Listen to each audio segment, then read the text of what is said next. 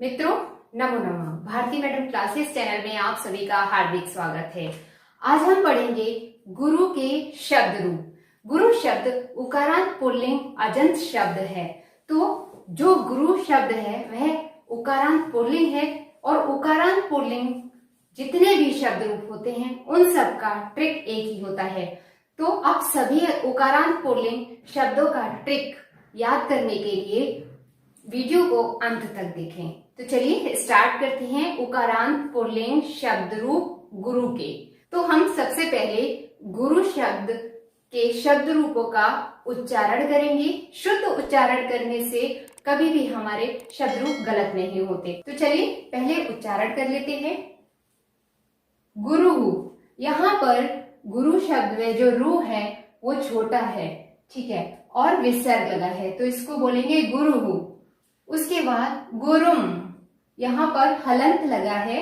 इस चीज का आपको ध्यान रखना है कहाँ पर हलंत लगना है और कहाँ पर विसर्ग, क्योंकि शब्द रूप सही लिख भी जाए और हलंत विसर्ग गलत हो तो हमारे पूरे मार्क्स कट जाते हैं। तो किसी भी एग्जाम में सही शब्द रूप लिखने हैं तो हलंत और विसर्ग याद रखना है, जिसका हम एक शॉर्ट ट्रिक आपको बताएंगे। तो गुरुणा, गुरु, गुरुम, गुरुणा, गुरुवे, गुरोहो, गुरोहो, गुरऊ, हे गुरु। संबोधन हमारा प्रथमा का ही रूप होता है, लेकिन कहीं कहीं पर बदल जाता है शब्द। तो यहाँ पर गुरु ना होकर गुरु है। गुरु आप यहाँ से याद कर सकते हैं कि षष्ठी का जो है गुरु हो, यहाँ पर विसर्ग है तो विसर्ग को हटा देना है और गुरु शब्द यहाँ पर लिख देना है इस तरह से। तो गुरु हो, गुरुम, गुरुणा, गुरुवे, गुरु हो, गुरु हो, गुरऊ, हे गुरु हो। संबोधन चिन्ह लगना है गुरु। अब यहाँ पर गुरु शब्द जो रू है वो बड़ा है, बड़ा ऊ लगा हुआ है रा में। तो गुरु, गुरु, गुरु, गुरुभ्याम। रू यहाँ पर फिर से छोटा है तो गुरुभ्याम, गुरुभ्याम, गुरुभ्याम, गुरुवो, गुरुवो, हे गुरु। संबोधन चिन्ह लग के। बहुवचन है गुरुवः, गुरुन्, गुरुभि, गुरुभ्य, गुरुभ्य, गुरुणाम, गुरुषु, हे गुरुवः। संबोधन चिन्ह के साथ। शब्द रूपों में आपको जितने भी ट्रिक हैं वो याद रखने होते हैं। जब आप ट्रिक के साथ याद करते तो शब्द रूप कभी नहीं भूलते। उसमें गुरु के शब्द रूप में थोड़ा सा ध्यान रखना होता है कि जो रा पे ऊ चढ़ा है, जो रू है वो छोटा रू है या बड़ा रू है, ठीक है। तो उन चीजों को आपको ध्यान रखना है कि कौन सा छोटा रू है और कौन सा बड़ा रू है। तो चलिए हम इनको गाकर याद करते हैं, क्योंकि गाना गाने से या शब्द रूप गाने से वो बहुत सरल हो जाते हैं और इजी तरीके से हम उसको याद कर सकते हैं। तो चलिए स्टार्ट करते हैं। गुरु, गुरुम, गुरुणा, गुरुवे, गुरु, गुरु, गुरऊ, हे गुरु। गुरु, गुरुम, गुरुणा, गुरुवे, गुरु, गुरु, गुरऊ, हे गुरु। गुरु, गुरु, गुरुभ्याम, गुरुभ्याम, गुरुभ्याम, गुरुवो, गुरुवो, हे गुरु। गुरु, गुरु, गुरुभ्याम, गुरुभ्याम, गुरुभ्याम, गुरुवो, गुरुवो, हे गुरु। गुरुवः, गुरुन्, गुरुभिः, गुरुभ्य, गुरुभ्य, गुरुणां, गुरुषु, हे गुरुवः। गुरुवः, गुरुन्, गुरुभिः, गुरुभ्य, गुरुभ्य, गुरुणां, गुरुषु, हे गुरुवः। तो इस तरह से हम याद कर सकते हैं। क्या एक बार फिर से हम गाकर देखें? चलिए।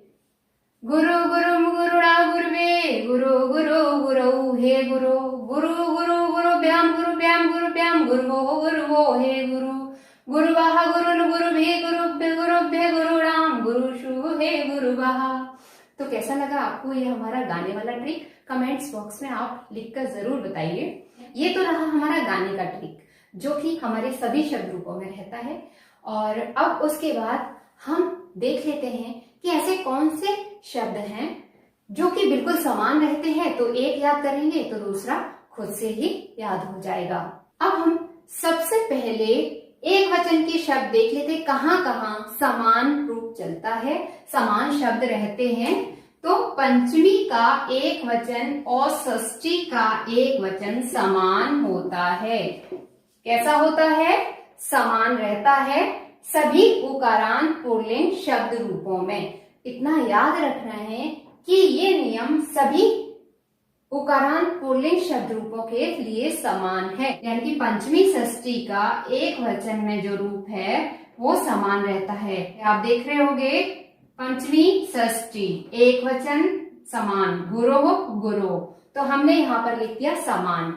अब द्विवचन में हमने आपको बताया था कि सभी शब्द रूपों का नियम एक जैसा रहता है द्विवचन में। कौन सा वाला नियम?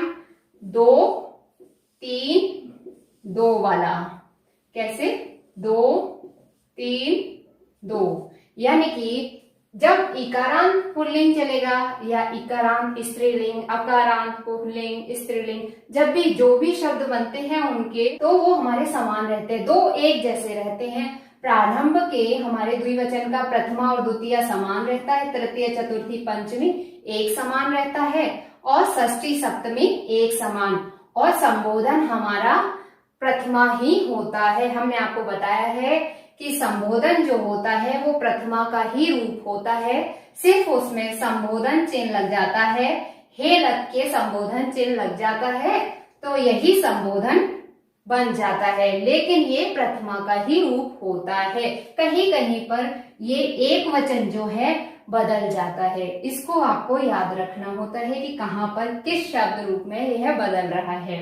तो यहाँ हमारे वचन का संबोधन जो है वो बदल गया है। देखिए, हे गुरु हो गया। कुछ चीजें हमें नोटिस करनी होती हैं, ध्यान में रखनी होती हैं, ठीक है। तो 2 3 2 और संबोधन हमारा वही है प्रथमा, ठीक है। अब बहुवचन में हम देख लेते हैं कि आप देखिए, गुरुभ्य गुरुभ्य, चतुर्थी और पंचमी समान है, ये यहाँ पर समान रहता है।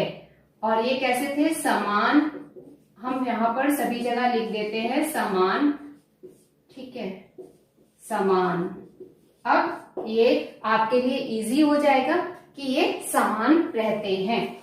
जब आप याद करेंगे तो आप पंचमी याद कर लेंगे, षष्ठी एक वचन का वही होगा, ठीक है। द्विवचन में आप प्रथमा शब्द याद करेंगे और द्वितीय शब्द वही होगा, फिर आप उसके बाद तृतीया याद कर लेंगे, चतुर्थी पंचमी वही होगा, षष्ठी याद करेंगे, सप्तमी वही होगा, और संबोधन तो प्रथमा का ही रूप है। ये हम बार बार इसलिए आपको बताते हैं जिससे कि आप इसको भूल भी जाए तो आपको एक लाइन याद रहे कि ये प्रथमा का ही रूप है, संबोधन में कुछ अलग से नहीं होता, तो हे लगा देना, संबोधन चिन्ह लगा देना, तो वही संबोधन है। तो इसको याद करना वैसे ज्यादा जरूरी नहीं, एक लाइन याद रखना जरूरी है कि ये प्रथमा का ही रूप होता है। अब बहुवचन, बहुवचन में हमारा चतुर्थी याद करेंगे आप, और पंचमी शब्द आपको वही लिखना है। इस तरह से हमने वो शब्द देख लिए उकारांत पुल्लिंग गुरु के शब्द रूप में, या कह सकते हैं उकारांत पुल्लिंग सभी शब्द रूपों में ये शब्द जो है वो समान रहते हैं। अब उसके बाद हम हलंत और विसर्ग का ट्रिक देखेंगे कि हलंत और विसर्ग को हम ट्रिक के साथ, गणित वाले ट्रिक के साथ कैसे याद रख सकते हैं।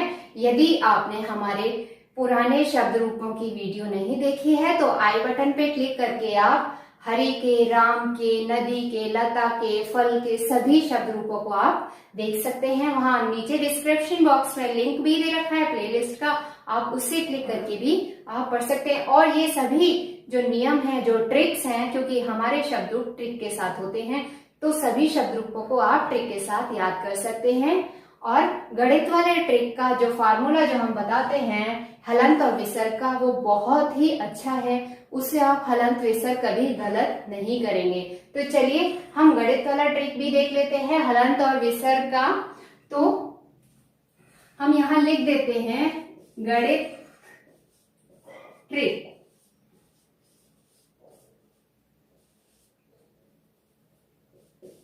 विसर्ग, ये विसर्ग का ट्रिक है और ये हलंत का, ठीक है। अब हम सबसे पहले विसर्ग काउंट करेंगे, एक वचन में हमारे किन किन शब्दों में विसर्ग लगता है।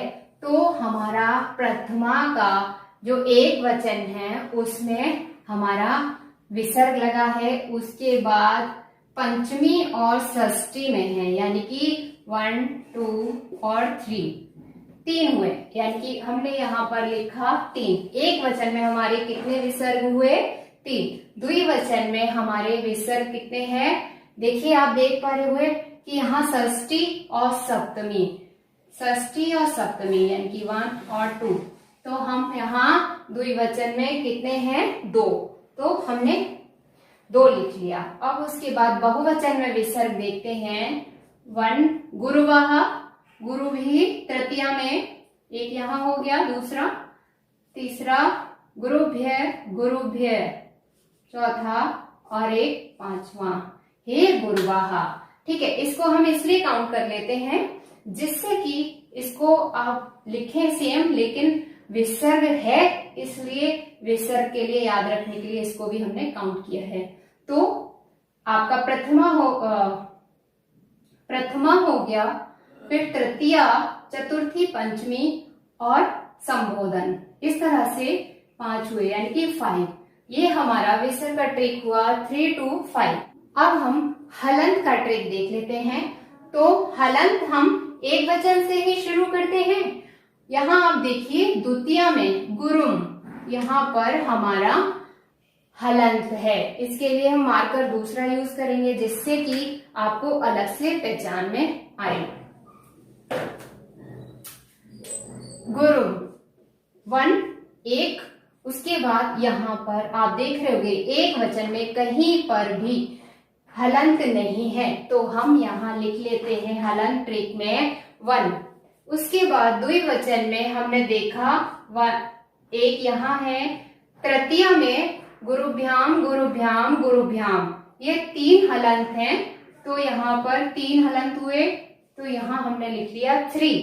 ठीक है, द्विवचन का हो गया। अब उसके बाद बहुवचन, बहुवचन में हम हलंत देख रहे हैं गुरुन, ये देख पा रहे हैं आप, यहाँ पर है गुरुन इधर। ठीक है, गुरुन में हलंत है। उसके बाद गुरुनाम, गुरुनाम में हलंत लगा है, तो गुरुनाम हमारा षष्ठी का बहुवचन, तो 2, यानी कि गुरुन और गुरुनाम 2 हुए बहुवचन में हमारे हलंत।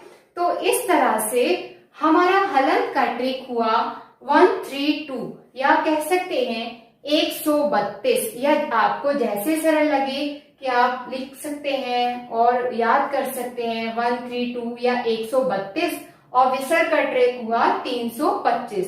तो इजी है 325, 132। आप इसमें एक चीज देख पा रहे हो, इसको और भी इजी कर सकते हैं कि जो हमारी हलंत की लास्ट की 2 डिजिट हैं वो हमारे विसर्ग की स्टार्टिंग की 2 डिजिट हैं।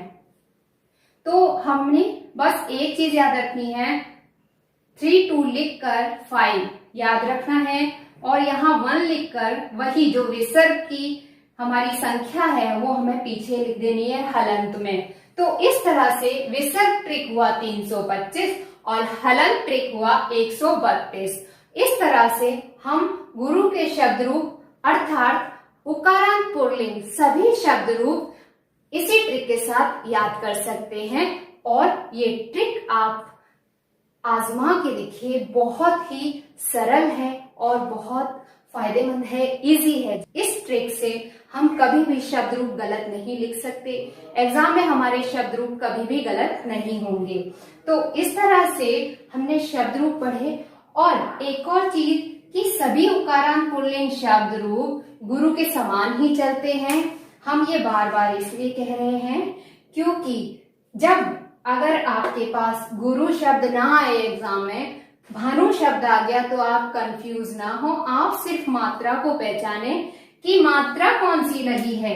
देखिए, भानु में छोटे ऊ की मात्रा है, गुरु में छोटे ऊ की मात्रा है, शंभु में छोटे ऊ की मात्रा है, तो जहां पर छोटा ऊ यानी कि उकारांत, ठीक है, पुल्लिंग शब्द आए, इतना याद रखना है कि साथ में पुल्लिंग हो, तब वह गुरु के समान ही रूप चलेंगे। तो एग्जाम में कोई भी शब्द रूप आ जाए उकारांत पुल्लिंग आप कर देंगे, चाहे वह गुरु का हो, भानु का हो, शंभु का हो, शिशु का हो, साधु का हो, विष्णु का हो, पशु, वायु, प्रभु, तरु, ऋतु आदि जितने भी उकारांत पुल्लिंग शब्द रूप हैं वह एक समान चलते हैं। कैसे? गुरु के समान ही चलते हैं। तो यदि ये हमारा ट्रिक आपको पसंद आया है, शब्द रूप पढ़ाने का तरीका पसंद आया है, तो भारती मैडम क्लासेस चैनल को सब्सक्राइब कीजिए, वीडियो को लाइक एंड शेयर कीजिए, साथ ही साथ बेल आइकन बटन दबाकर ऑल पर क्लिक करिए, जिससे कि हमारे नए वीडियोस के नोटिफिकेशंस आप तक पहुंच सके।